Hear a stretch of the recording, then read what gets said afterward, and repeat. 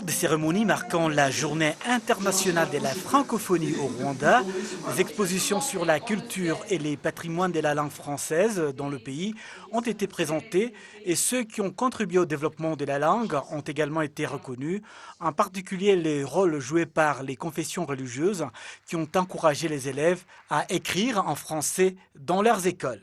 Interrogé par Arabier, le jeune Rwandais estime que la langue française est importante dans le monde. C'est pourquoi elle devait être adoptée et enseignée dans leur propre pays. La langue française doit être développée parce que c'est une langue maternelle pour des uns et une langue qu'on utilise au sein de la francophonie, notre organisation, notre communauté. Et c'est que nous, les jeunes ou tout le monde de ma génération, l'effort qu'on peut fournir, c'est premièrement d'essayer de dire à nos prochains, dire aux autres élèves qui ne parlent pas français ou qui pensent que le français est trop dur ou qui ne peut pas être parlé, que c'est une langue qu'ils peuvent utiliser. Le français est une langue vraiment essentielle dans la mondialisation actuellement. On remarque que c'est une langue qu'on ne peut pas dépasser lorsqu'on traite des relations diplomatiques. Et parce que, comme vous venez de le voir, il y a plus de 91 pays francophones ici au monde. Et donc, c'est vraiment essentiel d'apprendre le français, surtout dans les écoles primaires et secondaires de notre pays, parce que ce sera un outil essentiel pour conquérir et s'intégrer dans le monde. Nila Safari Espérance, ministre des Sports et de la Culture, a indiqué que le gouvernement rwandais avait pris l'initiative de promouvoir la langue française dans les écoles, mais également dans le commerce. Nous vivons dans un monde de plus en plus multilingue où l'anglais domine dans beaucoup de secteurs.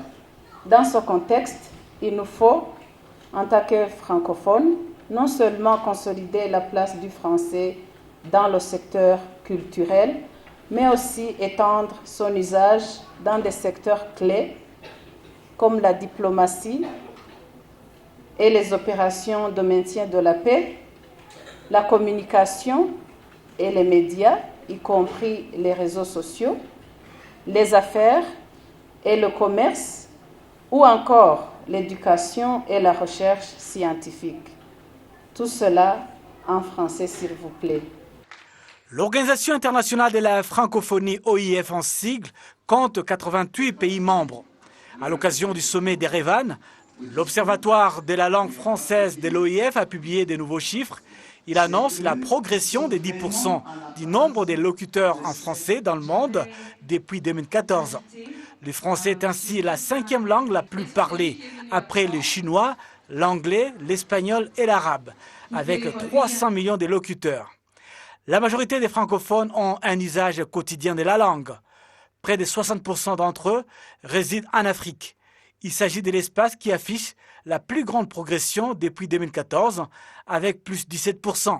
Le Rwanda a adhéré à l'OIF en 1970 lors de sa création et pour le moment, c'est une Rwandaise, Madame Louise Mushikiwabo, qui dirige cette organisation en tant que secrétaire générale.